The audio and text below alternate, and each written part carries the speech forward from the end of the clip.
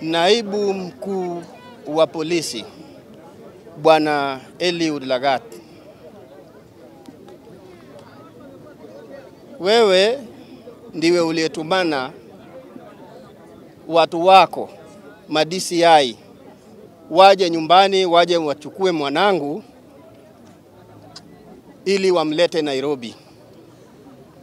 Kama mkuu wa polisi naibu, kwa heshima ambayo ninaheshimu nayo katiba ya nchi hii yetu ya Kenya, pamoja na heshima ninayopatia watumishi wa serikali ambao wanatumikia nchi hii yetu, nilipeana kijana wangu kwa heshima hiyo mkononi mwako, maana nilipata habari kupitia kwa watu uliowatuma waje wamchukue yeye.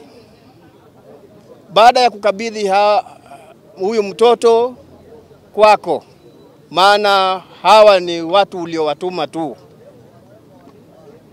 leo hii matokeo inatokea kwamba mtoto wangu amekufa kwa majeraha ya kupigwa.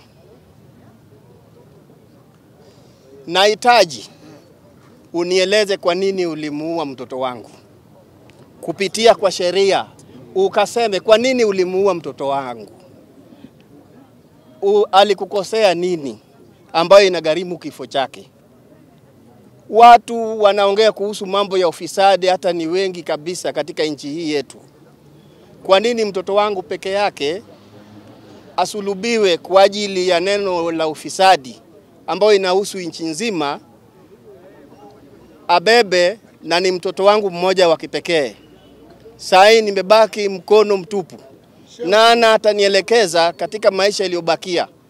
Mtoto wangu nimemsomesha kwa taabu katika kaunti ya Kilifi kwa kazi ya Kware, nikijinyima kwa ajili ya mtoto wangu kusoma.